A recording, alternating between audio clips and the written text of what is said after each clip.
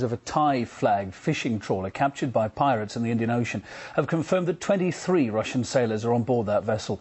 The crew also includes 2 men from Ghana and 2 from the Philippines. The ship's now believed to be heading to Somalia. Maria Finoshna for RT has the details. Somalian piracy is rampant in the Indian Ocean, and this latest incident is the largest ever hijack of a Russian crew. Union 3 is a tuna fishing vessel which left the seaport of Victoria, Seychelles on October the 29th. At night, the ship was hijacked by pirates. After a short chase, the pirates went on board and radio communication with the ship was lost. There are 27 crew on board the ship, 23 of them Russian fishermen.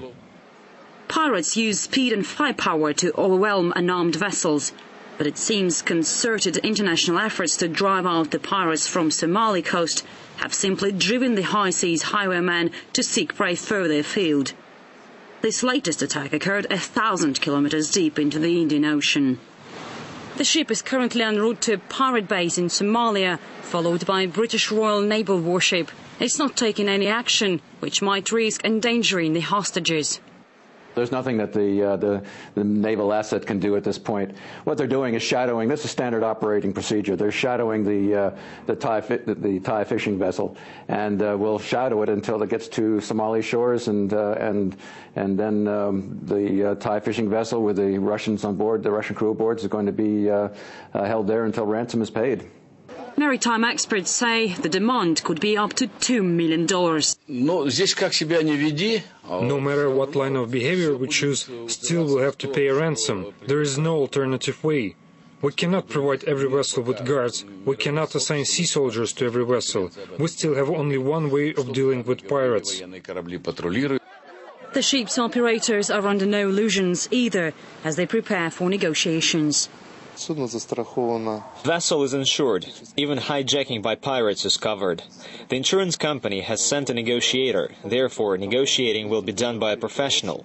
We're now waiting for instructions from the pirates. What they need is money, of course. I don't think that we'll see any actions against our crew. In the past 2 years, Somali pirates have hijacked dozens of vessels, raking in tens of millions of dollars in ransom money. In 2009 alone, a total of 32 ships have been captured so far, with more than 500 people taken hostage.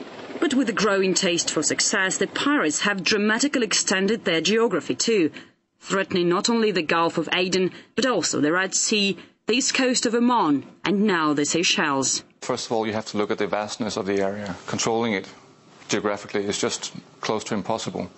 And secondly, it's not very good business for governments to spend hundreds of millions of dollars on applying military services or navy services to that region. And of course, finally, it is big business for the pirates involved. The pirates, it seems, are prepared to attack almost anything that floats, from small yachts to huge tankers, and occasionally they strike gold. The pirates' largest capture to date was the Sirius Star, a Saudi oil tanker captured in November last year. The vessel was only released after the owners paid a whopping $3 million ransom. And it took even more money before another ship was allowed to continue on its way. The Ukrainian Faina, loaded with tanks, was held for 5 long months before a booty of $3.2 million found favor with its captors. About 20 warships from at least a dozen of countries are involved in anti-piracy operations off Somalia, with Russia joining the mission a year ago. More than 150 suspected pirates were arrested in 2008 alone. But despite these multinational efforts, the pirates are still as active and dangerous. Maria Finoshna, Moscow.